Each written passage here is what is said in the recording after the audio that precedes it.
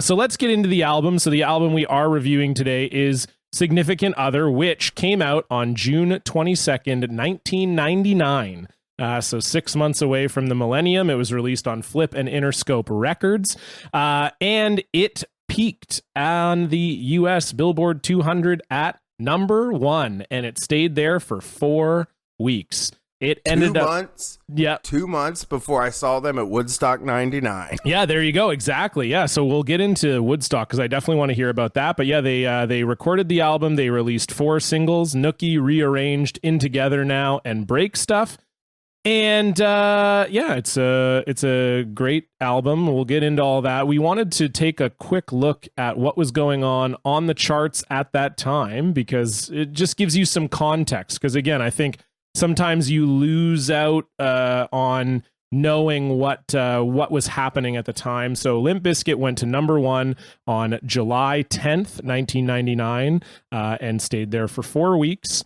And these are the other albums that were in the top 10 at the time that Limp Bizkit was number 1. So the week that they went to number 1 for the first time, number 2 was Millennium by the Backstreet Boys. So you had alluded to that earlier, Brian. They literally unseated the Backstreet Boys at the top of the charts. Number 3 was Ricky Martin's self-titled album, Ricky Martin. Number 4 was the Wild Wild West soundtrack. Number 5 was the Tarzan soundtrack. Number 6, Mirror Ball by Sarah McLachlan. Number 7, Baby One More Time by Britney Spears. Number 8, It's Real by Casey and JoJo. Number 9, Austin Powers' The Spy Who Shagged Me soundtrack. And number 10, The Real World by Missy Elliott. So one of those things seems a little different than all the rest, Brian. I gotta say, I probably knew off of all those albums 6 songs. But I knew all the songs on this album. Oh, for sure. Yeah. Oh, absolutely. Like, even if you say Millennium by Backstreet Boys, like, I can name 5 Backstreet Boys songs, but if you're like, what albums were they on? I'd be like, fuck you. I have no idea what albums they're on. And like Ricky Martin, did he have another song other than Livin' La Vida Loca? And then so many soundtracks, like the Tarzan soundtrack from Disney. Like, who the fuck was buying that? Was that like was that Phil Collins? Was that the one that had like Phil Collins songs on it, maybe? Oh, I thought that was Lion King. No, that was Elton John, I think, was Lion King. Let me see. It was probably Phil Collins. Yeah, I gotta ask, because you were younger than me. I was a little like aged out of Tarzan. No, not Tarzan. Feeling at war with those other acts. Like by that time, like that Casey and JoJo album, like I liked songs off of it because I was out of high school. I wasn't like mad as hell at people for liking music that I didn't like. Right, yeah. Were you at war with people about this stuff? Definitely, yeah. I'm just picturing you having sex with your wife to All My Life by Casey and JoJo, but she's imagining you're Fred Durst. It's a real 1999 smorgasbord going on here. So first to confirm, yes, Phil Collins, it was that one, the Tarzan, it was like the You'll Be in My Heart. It's like that one was the big single on the Tarzan soundtrack. And you're welcome, everyone, for me singing. I would have like changed the channel as soon as that came on. I would have never heard that song. No, and so yeah, so to get back to your question, definitely there was a sense of, like pop music sucks ass. I can't listen to this. No self-respecting person would listen to this. I'm so badass. You're not badass. Like, I mean, I was like 5'2" and I weighed 84 pounds and I was whiter than snow, both the rapper and the weather event. And it was just like so stupid. Like, I totally thought like I was so badass. And it is actually really interesting when you said people didn't wear hats. Like, I actually feel like in some ways Fred launched the new era hat.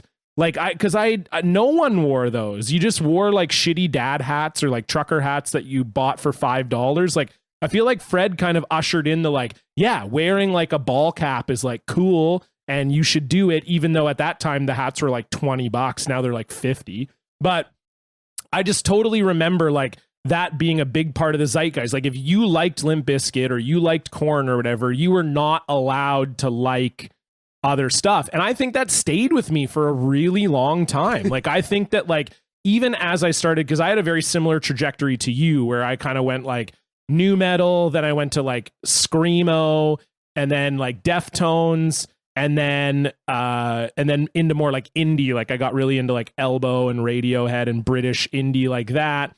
And even then, like I started to I'd hear pop songs and I'd be like, this is good, but I would outwardly be like, this is shit. I know. You know? That's a funny thing because I think I liked those songs too. Like those Backstreet Boys songs and stuff. I even remember being like, when that Britney Spears song would come on, Baby One More Time, or any of her songs, I'd be like, don't change the channel, she's hot. But I like also liked the song, you know? Yeah, exactly. But you couldn't admit that. So it had to be like, I just want to have sex with her. You're like, oh yeah, she's so hot in that red jumpsuit. Meanwhile, like the rest of the day, you're like, oops, I did it. Like it's just stuck in your head all day, you know? And you're like, oh yeah. But yeah, for sure. It was a war.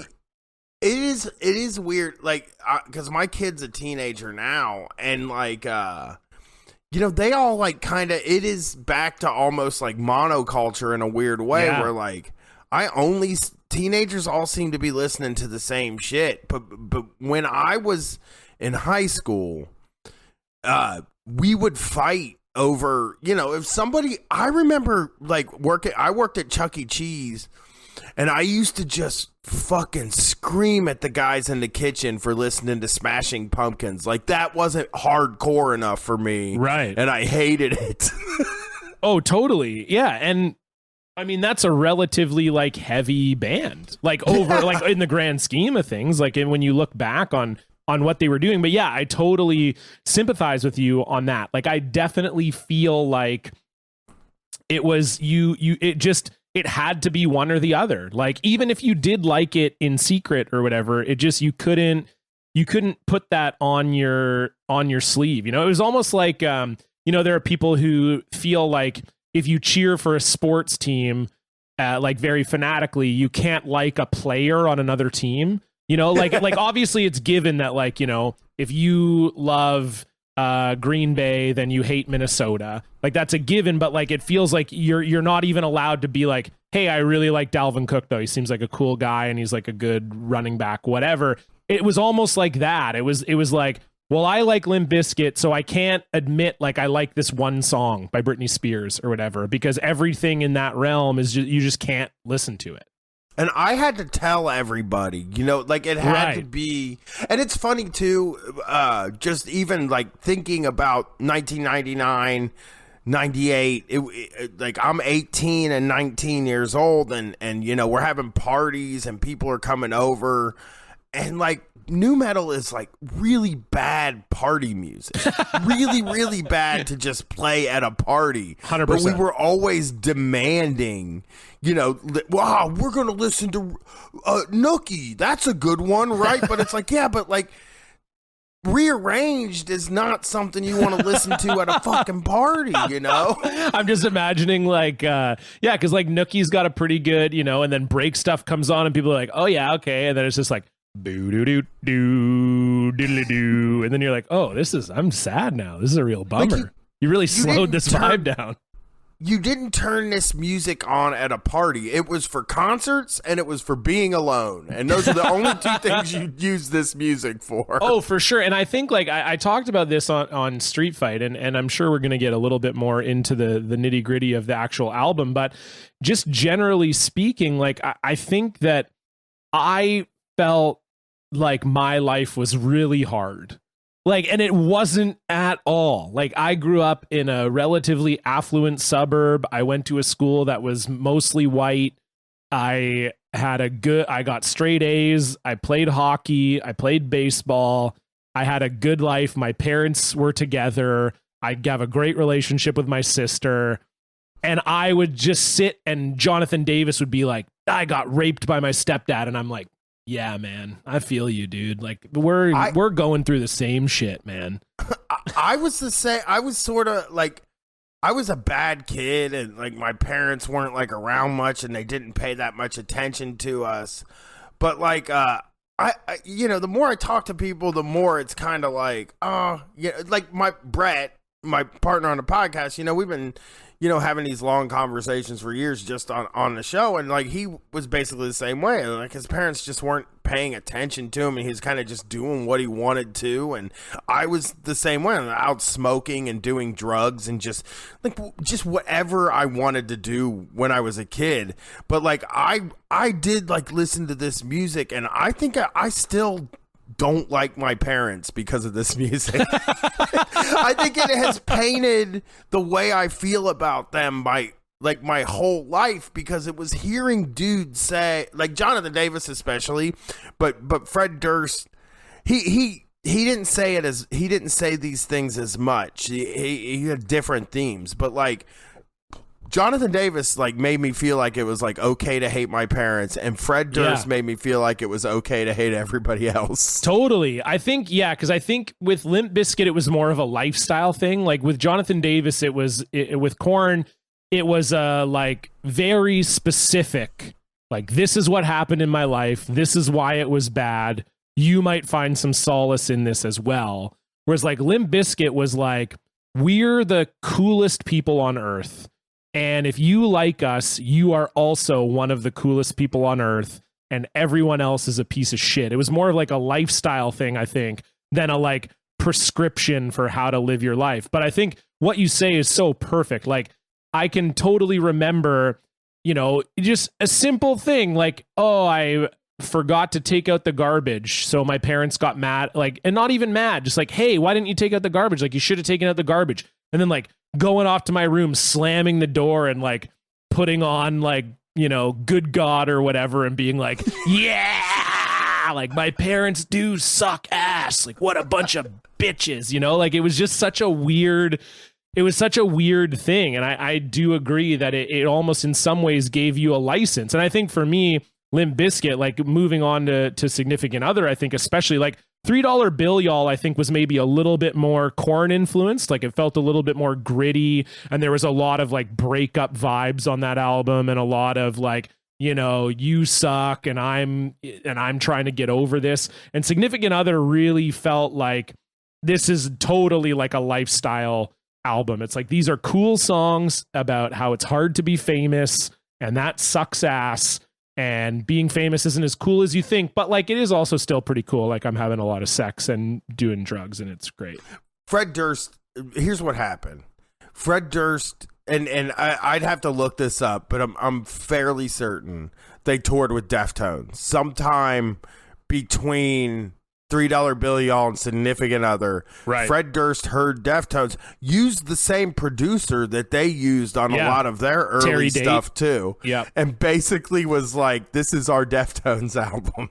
For sure. Like, which is so funny. But yeah, there was like, because I was reading this and it was like some really interesting quotes. So like Wes Borland talked about Terry Date's production and said he doesn't get overly involved in the music end of things. He's a producer who fools with sound and sonically makes everything perfect. He gets sounds that translate really well on tape and pretty much completely captures what we do perfectly, which I think is like really interesting that's what they were looking for, is like, make this album sound crazy good. And I think too, there was another quote I saw where Fred Durst was basically talking about how when Significant Other came out, it made him feel like $3 Bill was like an album of demos, was how he described it. He's like, I don't even want to listen to it. He's like, I don't want to play the songs live. He's like, Significant Other is what we are about. $3 Bill, y'all, is like a different thing. Well, I mean, there was that rush, right? Like in the early days of nu metal. This, you might not have noticed it because you were younger, but like Ross Robinson was the guy, right, that was producing all of those early albums. With Korn, he produced, I believe, $3 Bill, y'all. I think he also did Sepultura, Roots, and Deftones were so different, and they were using this different guy. And I like, that's what broke them apart. This album does, I don't know, like a lot of people like $3 Bill, y'all more, and I probably do too, because it just was like the first time I'd heard them, know, like it reminded it's nostalgic for me. But this album, this does sound good. This actually sounds very good in a way that like in the same way like White Pony does, in the same way that Around the Fur does, or like a Pantera album or something. Like, it's clear, it sounds right. It just like Fred Durst is the thing that makes it seem very off, I guess. Well, yeah, like, because he doesn't have the same skills as like. It's weird. It's like if you took a punk band. I think if you took a punk band and you cleaned everything up about the production and you hired like some super producer to do it, that's what this album sounds like to me. Yeah, no, totally. I think like I've often said this to people and people roll their eyes because they don't know anything about nu metal, and also they think it's ridiculous that I even have this opinion. But like for me, Fred Durst is like one of the smartest people in music history, period. Like, he has almost no talent. Like, if you look at the lyrics to this album, they're so bad. He's a bad rapper. He's a bad singer. And he clearly like was like marketing wise extremely savvy. Like, it was really interesting. We're gonna get into we're gonna do a segment where we read some news articles from the time period. And in that piece, he's like the way the piece starts off that I'm gonna read. He's directing the Nookie video, and he's like telling all the dancers, the female dancers in the Nookie video, like how to dance. Like, yeah, do that move, don't do that move, do this, don't do that. And like, I think he really got it right as far as that stuff goes. And he just surrounded himself with unbelievable players. Like, Wes Borland is, for me, by far the best nu metal guitarist. Like, it's not even close.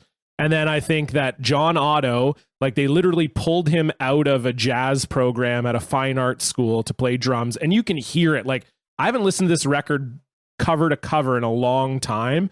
Like, man, is he ever a beast drummer. Sam Rivers is crazy good on the bass. And then you have like DJ Lethal, who's in a very famous rap group before he gets into Limp Bizkit, so you have his like cred and him kind of lending his advice to things. And there was an interesting quote I saw from him, and he said that Fred Durst reminded him of Everlast when he like first started working with Everlast. He's like, which is a weird comparison, I know, like you're comparing him to Everlast, and that's supposed to be really positive, but he was just like, he was like, this guy just gets it. Like, he gets what music is about and like what people want and what they like.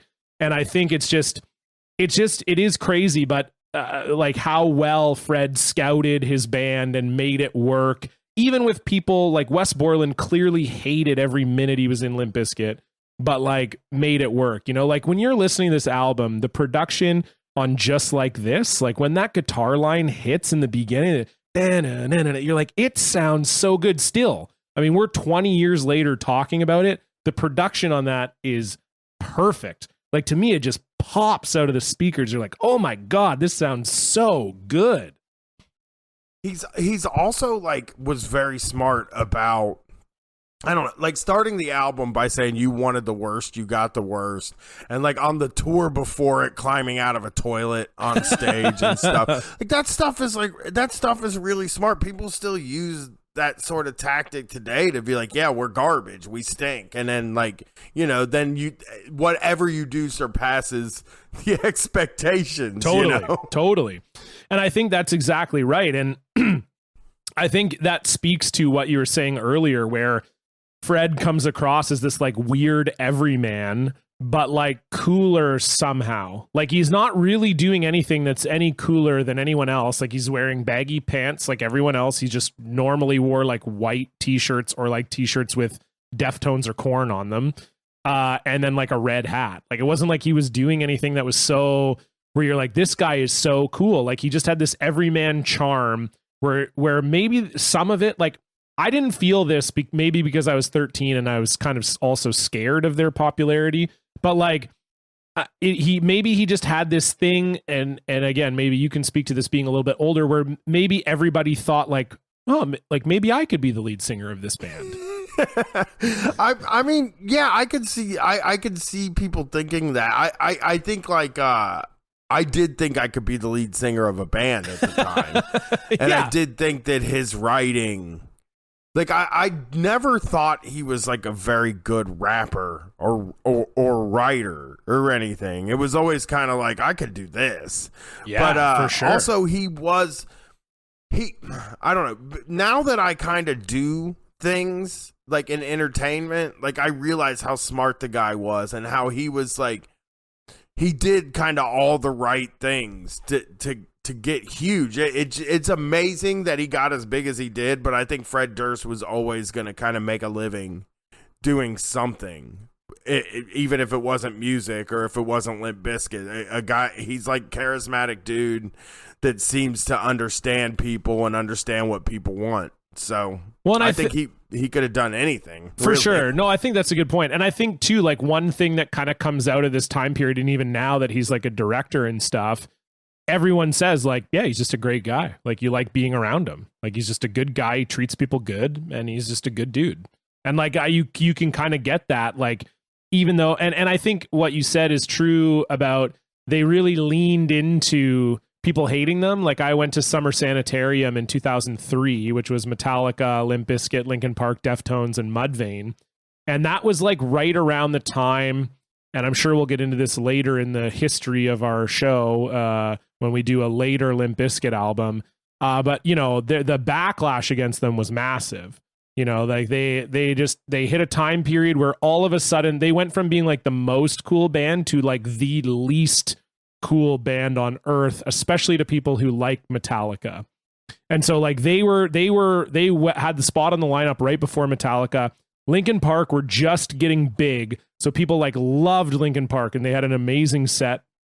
Still to this day, like one of the best sets I've ever seen by a band. And then Limp Bizkit came out and people booed them onto the stage, like straight up booed them. And Fred was like, yeah, you hate us now, but I guarantee you by the end of this set, you're going to be dancing and having a great time, and just like fully leaned into it, gave the audience the finger, was like, fuck you. Like, let's get it going. You hate me. Take out that energy in the pit. Like, let's do this. And he was true to his word. Like by the end of the show, people were into it. Like they were loving it. Yeah. I never saw the guys put on a bad show ever. And I actually like right before Significant Other came out, I got to see them perform like the last show of a tour they did in Columbus at this very small venue. The one that Dimebag Darrell got killed at, actually. Oh, but cool. This was pre-Dimebag Darrell getting killed.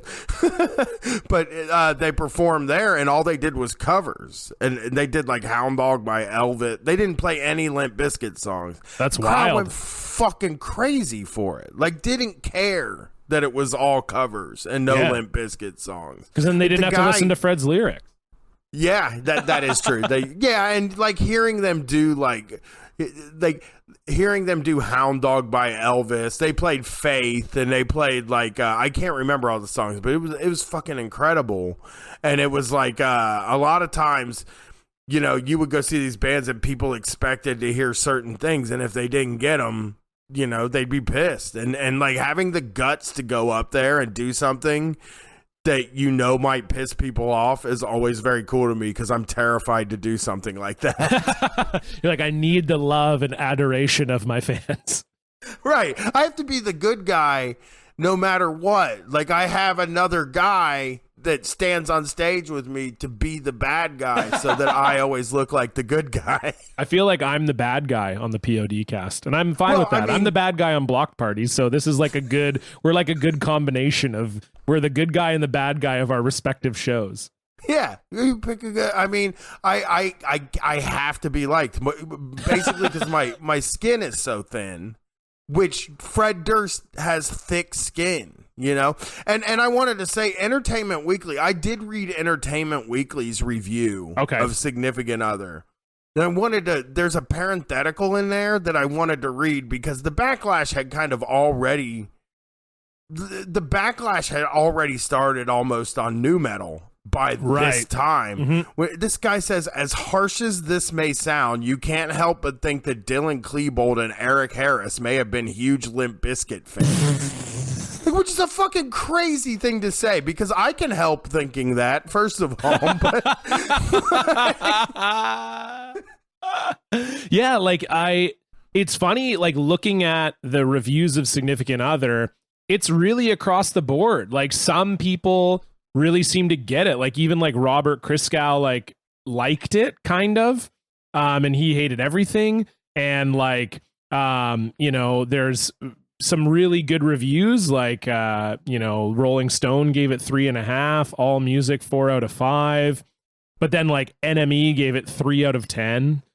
You know, so it just totally depends on how people were receiving it, I guess. But yeah, like I think it's definitely one of those types of music, and I feel like music is kind of going through that right now with, like you say, a lot of the pop artists all kind of sound the same at this moment in time.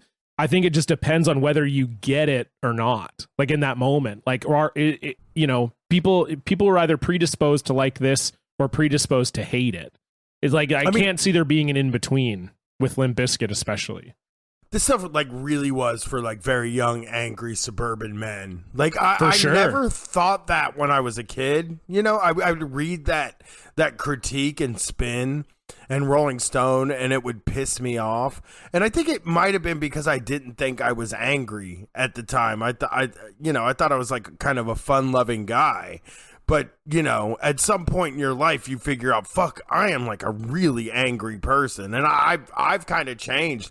But that shit took me until I was like 35 years old to figure out. Right. And like this music was for a very specific kind of anger.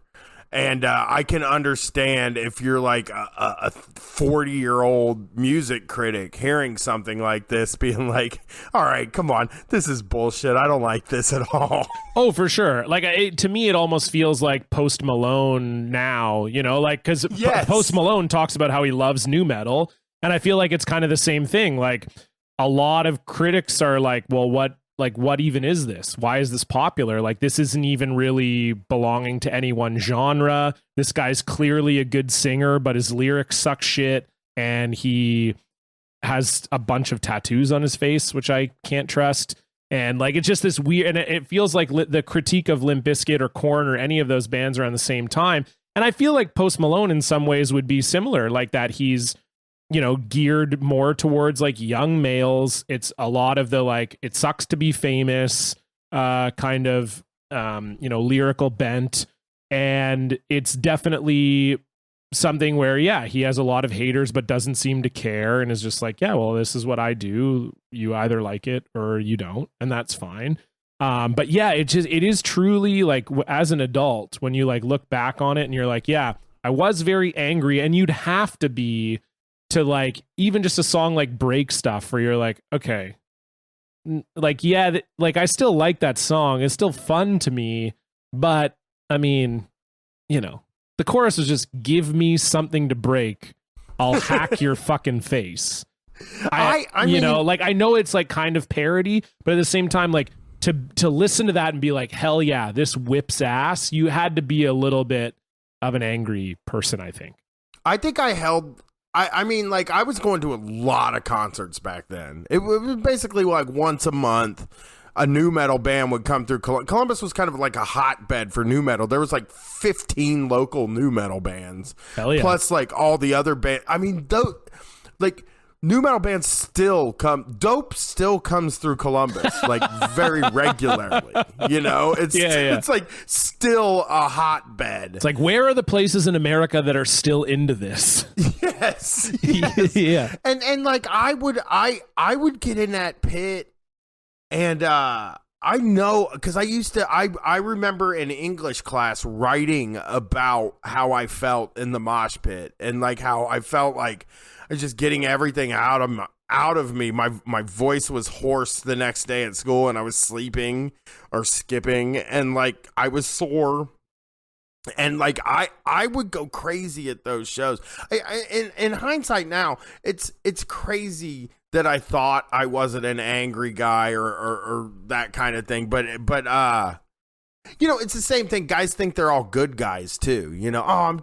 Girls don't want to date me because I'm too nice of a guy. And it's like, yeah, you're probably not like a very nice guy, actually, Right. if you say that. Yeah, you're like, I'm a nice guy, but you're singing along to the song that Fred Durst clearly wrote just to get women to flash him at shows. Yes. Like, show me what you got. Woo. Yes. Woo, oh my God, like, that one. It's so bad. I mean, it's just really like, I think about like In Together Now is such a good example of Fred, like the fact that number one, that it was a single, and that like Method Man is very clearly absolutely mailing this in. I mean, it is just, you can tell Method Man has no respect for Limp Bizkit at all. Now that is a song. Sorry, go ahead. That song has like a heavy, but as I like to say, that song has a heavy amount of psychology to it to me.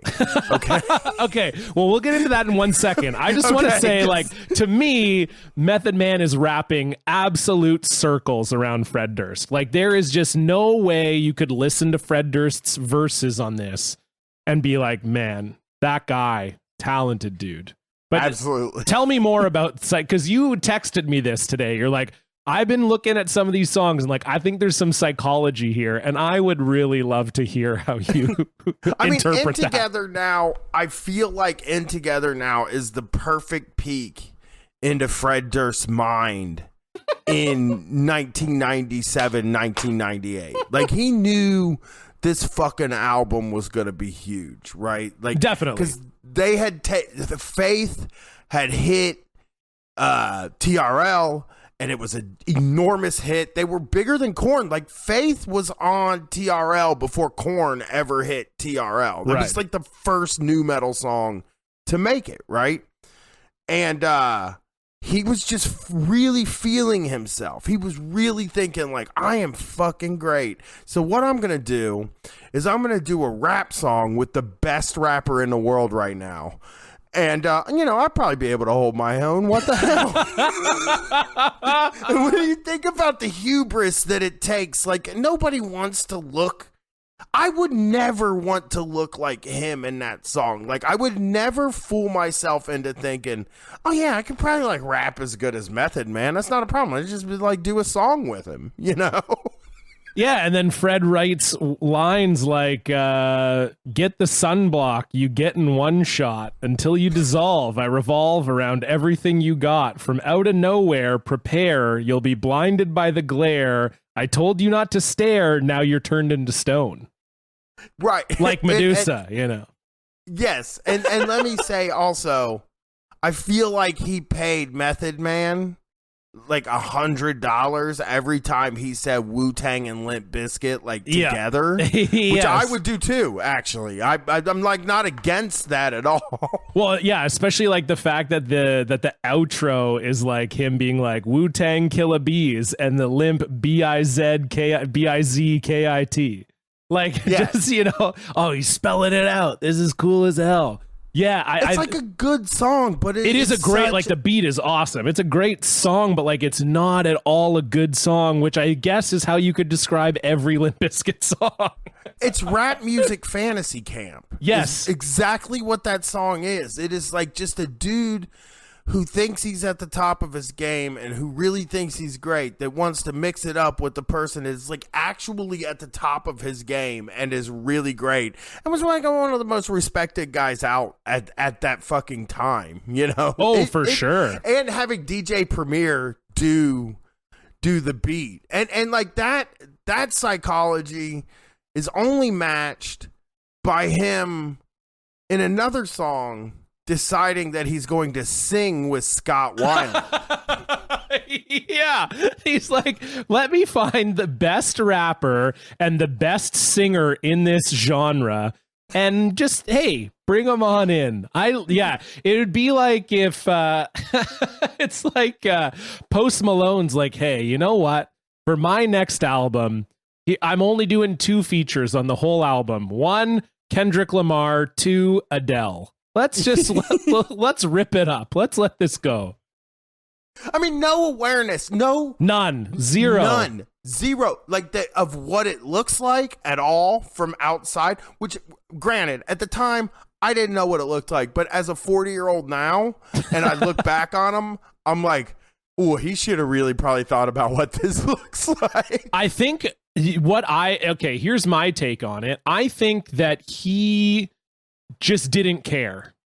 Like, I think it was just like, yeah, Scott Weiland is a way better singer than me. Method Man is a way better rapper than me. But guess what? Scott Weiland and Method Man are on my fucking album. So who cares? Right. Like, because I think because it has to be that, right? Like, there's no way that, like, one of my favorite quotes of all time from all of nu metal, from anyone in nu metal, I remember it like it just sticks out clear in my mind. It's from a Korn concert video, and P.O.D is talking to the camera, and he says these words. He says, "The best singer in the world is in my band."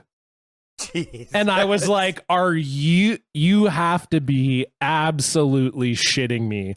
Is that Who Then Now by any chance? I can't remember if it's Who Then Now or Deuce that came after. I don't remember, but God, it was he literally speaks into the camera, and he's like, yeah, you know, it's pretty cool, like, because the way they did the video, and maybe it was Who Then Now, I don't remember. It was like there was a part of it where it was like all the other band members talking about the one band member that was absent. So it'd be kind of like, oh yeah, Monkey, what a great guitarist. You know, Fieldy's like, oh yeah, great guitarist. Head's like, oh yeah, Monkey, what a great partner to do, you know.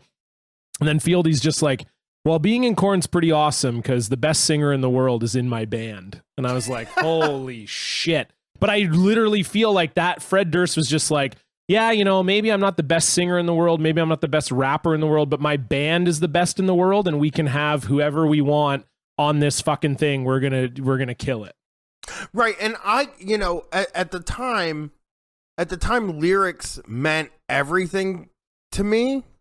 Sure. And like, I think at the time I actually thought these were good lyrics. I was not a smart kid. But like at the time, I think I thought these were very good lyrics. But Brett actually, he doesn't know a single lyric to any of these songs. And he listened to this album probably just as much as I did. Wow. And I think there are people who just don't like care at all. As long as it sounds good, they're just like, right on, man. I'm into it. I'm definitely like that. Like, I don't, because I'm a drummer. So for me, when I listen to music, I hear the rhythm section above everything else. So I think that I don't really, like, obviously I like lyrics. I love to sing along to songs and it's great. But for me, like, lyrical content is never a reason to dislike something for me. Like, if I don't like the way they sing, or I don't like, or they're a clunky rapper or like whatever, I won't like it on that basis. But I'll never, like, I have a good friend who, when I used to play in bands, he was the singer in my band and he's a guitar player. And for him, he'll be like, well, the lyrics are terrible, so I can't get into this record. And for me, that is not, I don't even think about that. Like, I think about it in the context of this podcast, because when you read the lyrics, they're absolutely insanely terrible. But like, but it would never affect my enjoyment of a song to be like, oh, well, these lyrics aren't very interesting, or like whatever you say. I don't know. Right. And it is like, now I appreciate them in a different way, in that like they're lazy.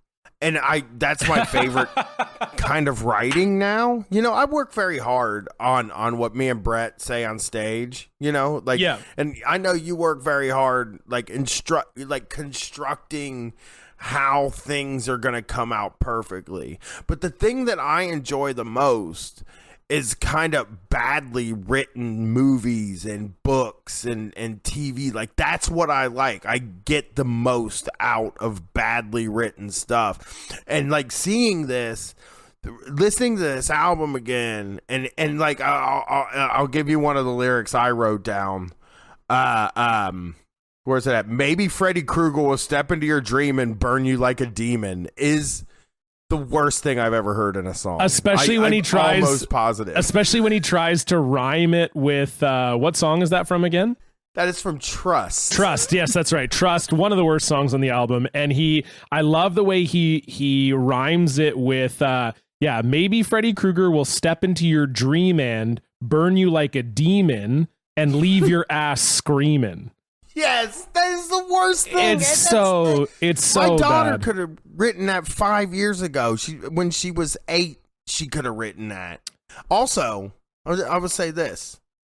It occurred to me while listening to this album this time that there's like a pretty good amount of filler on this there one, is. For sure which is there wild. is. Like I like it. I think I like pretty much all the songs.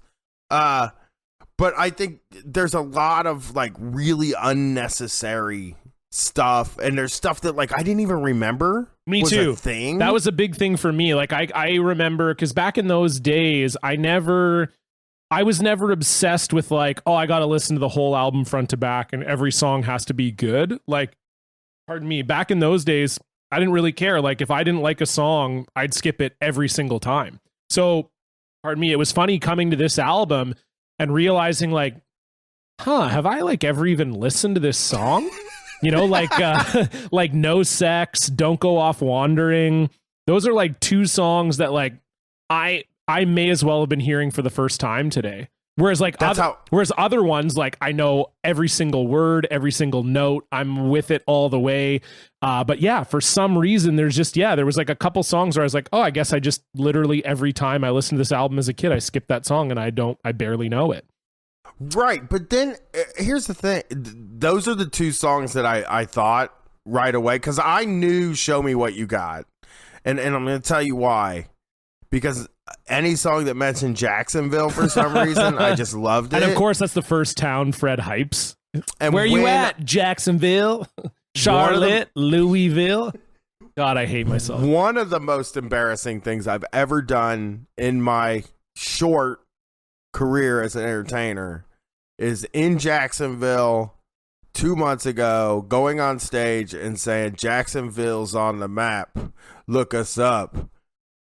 Raising eyebrows with the Jaguars, kid. Better watch out. Line them up, cheetah. And I said that, and I've never been more embarrassed in my life. Because, and then like the other song, then at the end of the show, I was like, where you at? Jacksonville, Rochester, Louisville. Like I couldn't stop bringing up Limp Bizkit while I was there. I respect you so much, man. I love that. Well, you know, they didn't love Limp Bizkit there, and I assume it's I don't know that every person that comes through there mentions Limp Bizkit, but I just assume that they do. It must be awesome. Yeah, but there are a couple songs on here, I think. Like basically, like if I had to pick the best song that's ever been written in my life. Like, I'm serious about this. This isn't hyperbole. It is my favorite song ever. And I think it's great. And I think it's like underappreciated. I think Rearranged is a very good fucking song. Well, dude, like it's funny when you tweeted that, because and this is part of why we started this project together. And you tweeted this not that long ago, like it was long after we decided to do this together, but it was like you were speaking directly to my heart, because I just like the number of times I've said to people like, no, Limp Bizkit is good. And they're like, no, they're not. And I'm like, you listen to Rearranged and tell me that they're not good. I mean, this song is so good. I mean, it's so good. Like I had like there are maybe 10 songs in the world where like when a certain part in the song hits, it's like an endorphin rush. It's like you feel that like it just there's something it feels good no matter what mood I'm in. That for me is like that end part of Rearranged where it like builds up into the like level with me, you kept fucking like when it gets into that part, I am on full tilt. Like I don't care what we're doing. I am ready to explode. Like, I love it. I don't know what it is, but it just that part every time. You think that not everyone's like you. Yeah, not everyone is like you. You know, like there's just something about it. It gets me. And I think you might have even tweeted this, like the 6-song run after, if you don't count intro, the 6-song run to start this album is unbelievable. Like it's truly so good. And it's such a 1999 track list where it's like, let's take the 6 best songs. They're the first 6. And then whatever happens after that, who cares? Oh, Fred, you want to write a song so that girls flash you at shows? Yeah, sure. track 13, whatever. You have that. No problem. Did your ex-girlfriend leave you for another woman? Yeah, sure. We're going to get to that because the news article I have is insane. And Fred dismisses his ex for being bisexual. It's super weird. But that's like what those songs are about. It's very strange. But that 6 song, like Just Like This, Nookie, Break Stuff, Rearranged, I'm Broke, Nobody Like You. Unbelievable. Like what a fucking run of songs for this genre. And Nobody Like You is something that I totally forgot about that song. Oh, that opening riff is unreal. Yeah, I love it. I love that's one that like really got me. And you know, Jonathan Davis is in it. Of course, I love it when those guys are together. But I really think that like with Rearranged, it has pretty good lyrics. They're not the worst. They're not the worst. Yep. The music is pretty good. Like it's really good. It's like really I like good. that bass line. The bass line is incredible. Like it doesn't sound like anything else ever made. And then at the end, it's corny as hell, which we need in a Limp Bizkit song when he said, "Just think about it. You'll get it." Just putting that corny part in it, like it wouldn't be a Limp Bizkit song if it didn't have "You'll Get It" at the end of it. Like I just imagine them sitting in the studio. Fred's like cutting his vocal take, and then he's just like, he gets to the like. I almost can feel the wheels turning around in his head, being like, "Are people going to understand I'm doing a serious song right now? Maybe I should say something at the end so people know that I'm being serious." Hey, think about it. You'll get it. And then and then 5 guys who all presumably care about this band, and Terry Date, who's being paid likely hundreds of thousands of dollars to produce this record, or at least tens of thousands, all were like, yeah, that stays in. That stays in for sure. We're keeping it. And this is one thing I noticed listening back to this album, which I think I never really thought about because I always skipped it. Almost every song has some stupid ass weird outro. Like what? Like that don't connect to the song at all. Like I remember when Kendrick Lamar, when Blacker Than a Butterfly, is that the name of it? Or no, the Butterfly. Yeah, that's it. To Pimp a Butterfly. Blacker the Berry. That's why I was getting the two of them mixed up. To Pimp a Butterfly came out, and people were like, "Oh, these are like every song's like 4 different songs." That Limp Bizkit invented that. They invented that on Significant Other. That's Kendrick Lamar was biting Limp Bizkit because all of these songs, it's like there'll be some amazing, like you'll be so hyped up, and it'll have a perfect finish too. Like it'll be like da da da da da da. I have a theory. And you're like, what is going on right now? What? The song ended perfectly. What's your theory? You hire a guy from House of Pain, an already famous guy, DJ Lethal. You gotta let him do some stuff. Like, he can't just be the guy going choot, choot, choot behind the guitars the whole time. And they were just like, look, this guy's famous. We gotta fucking let him do some stuff. I need someone to isolate your impression of a record scratch and put it into a song that has record scratch. You're like, also chewy, say chewy, this. chewy. I can tell you a funny story real quick about DJ Lethal. Yeah, please. 2 years ago, somebody asked me and Brett to perform at a thing called the Electric Canna Carnival. And it was a cannabis carnival in Michigan. And they had a big section where you could get all the weed. They were selling weed, but it was only medical marijuana there. But you could get in the weed section if you had an artist laminate, which I guess is basically the same thing as a medical card. Yeah, pretty much. It's got your picture on it. It's laminated. Yeah. So we were in there like shopping. Anyway, we went there and we got like $500 worth of weed, and we performed on stage. And nobody shows up to this fucking thing, and it's at like a speedway, like a fucking motor speedway. It's enormous, this place, and maybe 30 people show up. There are carnival rides where these carnies are just standing by them looking miserable because like, there's nobody on the carnival rides because there's nobody at the thing. And the guy that was putting it on stopped writing checks about halfway through the weekend. So they took the stage away, and DJ Lethal was performing. He had to perform just standing on the ground while a guy played drums on a garbage can next to him in front of a trailer because they took the stage away. And this is a guy who worked with the two greatest visionaries in rock and roll, Everlast and Fred Durst. We got the fuck out of there. We were like, it looks like some weird stuff's gonna go on here. I think it's just time. We knew we weren't gonna get cut a check for sure. Yeah, but we had gotten so much free weed that we were like, let's just fucking leave. It doesn't matter. We'll just go home. But yeah, got to see DJ Lethal just standing on the ground as these guys like packed up their stage because they weren't getting paid anymore. It was an incredible experience. Oh man, I love it.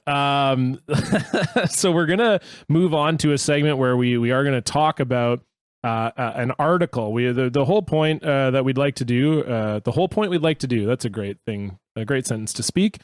The whole reason we'd like to do this is to, again, show what was going on at the time. And for every album, we're going to try and find a weird news article from around that time period. And this is not so much weird because it's Spin. It's the August 1999 edition of Spin, of which Limp Bizkit is on the cover. And the title of the article, Brian, I'll give you a guess. What do you think an article about Limp Bizkit's rise to fame might be called?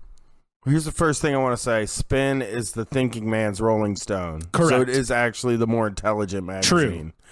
True. Is it something about them being like anything but limp? No, well, I mean, that's like good. That? That's good. No, it's a pun for sure. The title of the article is How to Succeed in Business. Ah, fuck. I hate that even worse than the other one I came up with. Much worse. The lead of the article is, so it's How to Succeed in Business by Really, Really Trying. Limp Bizkit leader Fred Durst wants to be rap metal's first Master P-style mogul, even if that means kicking it with Jesse Camp and Pauly Shore.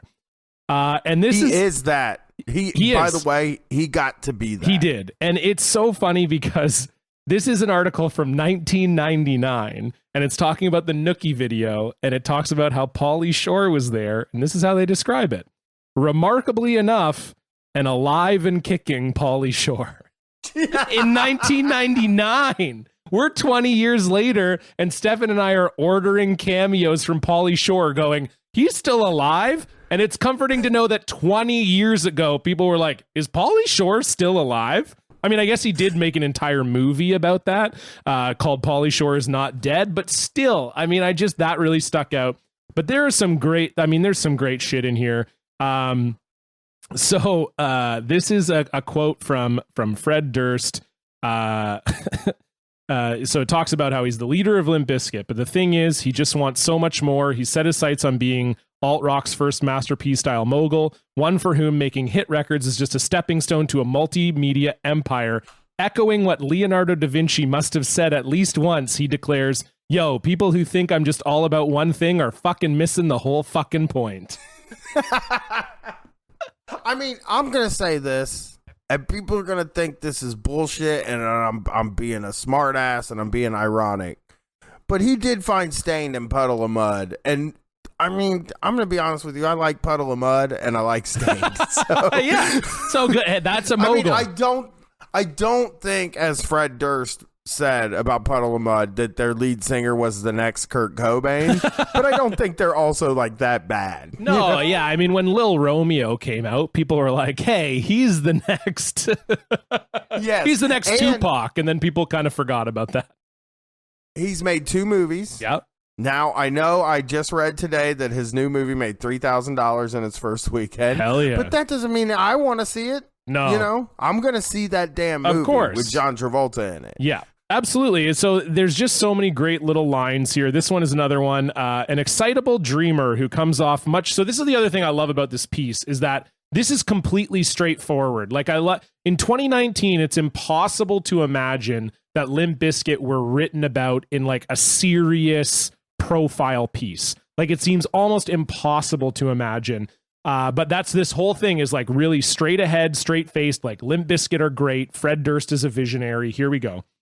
So yeah, this is an excitable dreamer. They're talking about Fred, who comes off as much younger than his 28 years. He's the kind of guy who will suddenly declare that he's just thought up a, quote, $1 million idea, then grab a napkin to take down notes about a, quote, heavy rock meets hardcore rap, we are the world type record for charity.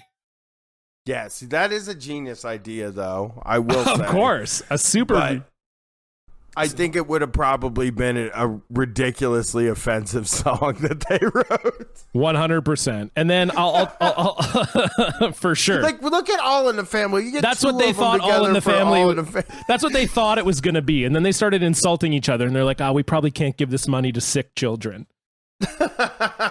But yeah, it's wild. Like the whole article is wild, and we're getting close to the end here, so I don't want to go too crazy, but there was one part I loved, and I know you wanted to talk about it because you have conflicting feelings about Wes Borland. But this is really funny. They're asking about so Wes Borland earlier in the article is talking about how like he doesn't even really like listen to the music that these guys listen to. And Fred's quote is, Wes is cool, but we have different tastes. I just couldn't even deal with him at one point. Before the band was signed, Durst kicked him out for a while, but soon realized that there wasn't anyone as good as him who I liked as much, so now he's the guy who makes us listen to Ween on the tour bus. Oh, poor guys. I know, right? That sucks. Here's what I think about Wes Borland. Okay, I haven't got to the quote. Let me read the quote. Okay. That was just one, but this is I think is perfect to set you up for Wes Borland, and then we'll wrap up this here show. So this is the band's disparate personalities are conveyed by their answers to the chestnut. Where will you be in 10 years from now? Sam Rivers in a big old mansion in the Caribbean. John Otto in 2 mansions, one in the Caribbean and one in Hawaii. DJ Lethal making beats. Fred Durst, at between 10 and 20 million units sold. Wes Borland, probably not in the band. Okay, first of all, okay, I'm going to say Wes Borland, best answer there. Yeah, of course. I think, here's the thing about Wes Borland, is he sucks. Like, I mean, he's good in Limp Bizkit. Whoa. But I've listened to Big Dumb Face, and I thought it sucked. Okay. Like, I was like, oh, this stinks. Okay, you know what I mean? That doesn't mean Wes sucks, though. Well, I think he seems like an asshole, too. You know? Like, I hate this idea. There is a thing with me that I think you should kind of... You can complain. I complain on my show, obviously, and you can complain all you want. But you should, like, not give the impression that you're, like, just up there... getting a paycheck and that you don't really give a shit about what you're doing. Like, I think it's such like a dick thing to do.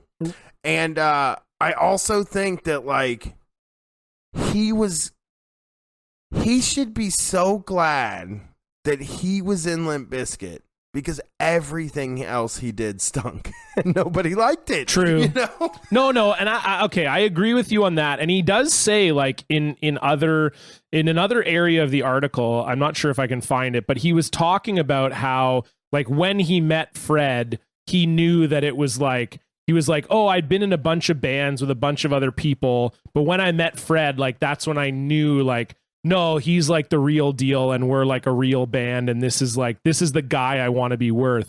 Oh yeah. Guitarist Borland was fronting another local group, but quit after seeing Durst on stage.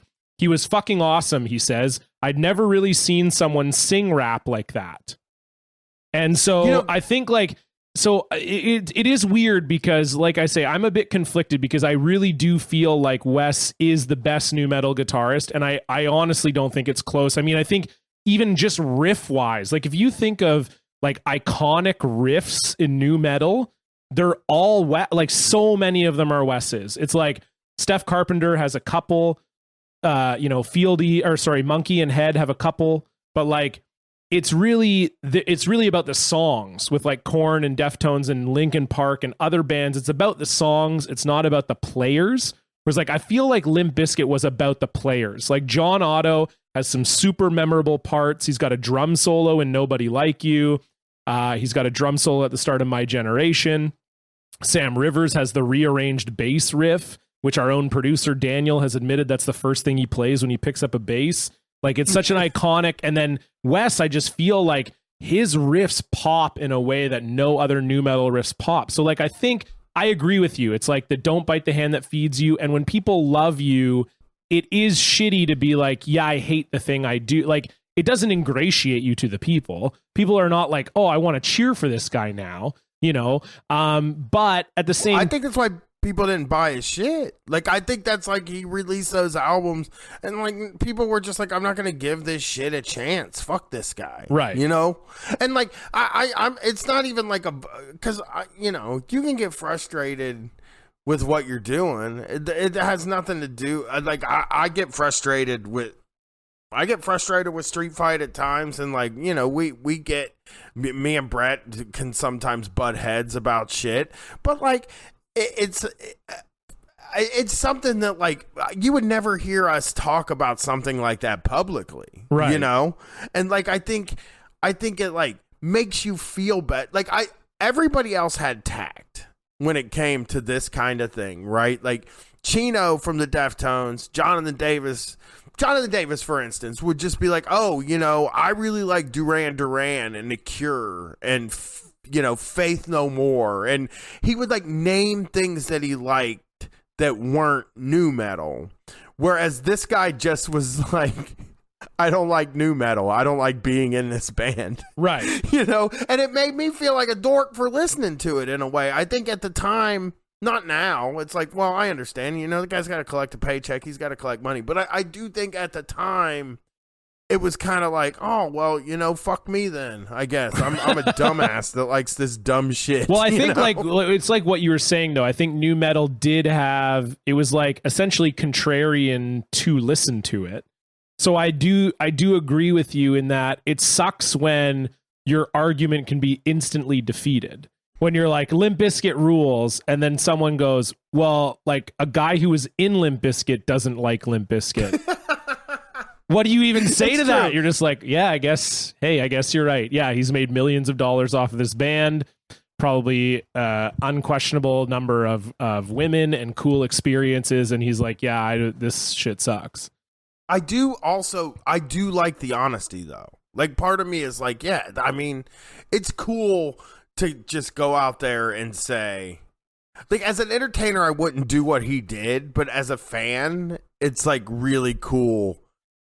Like, just see, like, or maybe it's the other way around. Like, as a fan, I didn't like what he did. As an entertainer, it's really cool to see a guy just come out and let everybody know how he feels. Oh, totally. You know what I mean? Yeah, like I think I get that way with athletes sometimes. Like I remember like Keith Fulke, he was like a closer for the Boston Red Sox for quite a while, and for a while was considered like one of the best closers in the majors. Like actively was like, yeah, I hate baseball. Like I don't like it. He's like, I'm a closer. I come in the ninth inning. I do not watch the game. He's like, I get into the bullpen in like the sixth inning after sitting in the clubhouse for the first 6 innings and not watching the game. Then I throw my pitches and get ready. Then I come in. He's like, I love hockey. I wish I was good at it. I would way rather be a professional hockey player. And like in some ways you're like, yeah, okay, I could get that. I could get like the grind of this, like wearing you down, you know? But also, yeah, I totally, I think what you're saying is accurate, that it's like, you want to believe that everybody's doing something for the best possible reasons. And if someone's doing it for reasons that don't align with what you hope or what you would assume, then it's disappointing in some ways.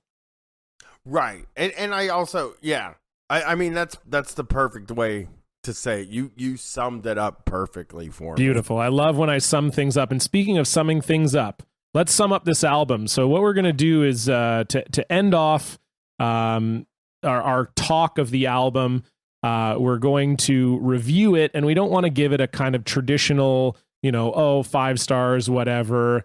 The way we're going to review every album is if someone tweeted at one of us, hey, Significant Other sucks, how many tweets would we argue with them before we gave up? So like, how many tweets deep would we go to be like, no, this album is good, and try to convince them it's good? And that could be any number from 0 to infinity. So Bryan, you can go first. If someone tweeted at you, like you had your tweet about Rearranged, If someone tweeted at you and told you significant other sucks, how many times would you tweet back at them? All right, here's the deal. I don't defend my points very often, and this may sound like a low number, but this is actually a very high number. I would probably go back and forth 5 times, which is like, I usually give up after 3. It's like, fuck it, I don't give a shit anymore. Yep. You know, like I stopped caring. But for this album, I'll go to the mat for it. I nobody really makes perfect. There's not a lot of perfect albums. Like I think I said this today. The only perfect albums are like the first 4 Marilyn Manson LPs. Like that's it. But like nothing's perfect. But as we said earlier, from track 1 to track 7, nothing, like, it's great. But then even after that, nothing's that bad. Nothing's like offensive. No, yeah, you know? yeah. No, for sure. I agree. So I would say that if it was the guy who reviewed the annotations on Genius, I would argue with him to infinity. Because if you want, so as I said, check out that Spin article from August 1999. And then if there's another Limp Bizkit thing you'd like to check out, may I direct you to genius.com and to Limp Bizkit's significant other on Genius, because there is someone on Genius. There's only one guy who's making any annotations on the Limp Bizkit record. And this is a sample of it. This is from the song Trust that earlier we said we didn't like, and I'm standing by that. It's Trust ? Okay, so that obviously gives you a sense right away from the title what the song is about. The first 3 things Fred says in the song, there's like a little bit of, there's kind of just like a sort of noodly guitar part and a drum, just a hi-hat. And Fred goes, backstabbers. And then someone in the back goes, backstabbers, two-faced, low lifes. These 3 words are highlighted, suggesting that there's a Genius note about them. This is from New Metal Tigers, who has done all of the annotations on all of these reviews. He wrote, Fred is pointing out the people you should not trust. Yes. Backstabbers and two-faced lowlifes, Brian. Do not. I know you have a. I know you have a thing for two-faced lowlifes, my friend, but stay away from them. So as that guy would argue to infinity, but to answer the question seriously, I honestly think, I mean, I'm a bit more of a Twitter arguer than you are. I think, here's what I'll say. I would go 7, but if someone is specifically calling into question Rearranged, I'll go 10. Right. So if part of the argument is like, I say no, but listen to Rearranged, and they go, that's a shitty song, well, then we've got a real debate on our hands. If somebody says Rearranged sucks, I'll ask them what city they're from, and I will never do a live show in that city again, number 1. And number 2, I would probably go 15 deep with that guy who said that Eric Harris and Dylan Klebold would have been Limp Bizkit fans. 15 to him. Respect. From Entertainment Weekly, okay? Respect. Well, he might be dead, Brian, so you may, it could be cool. Good. I say good to that.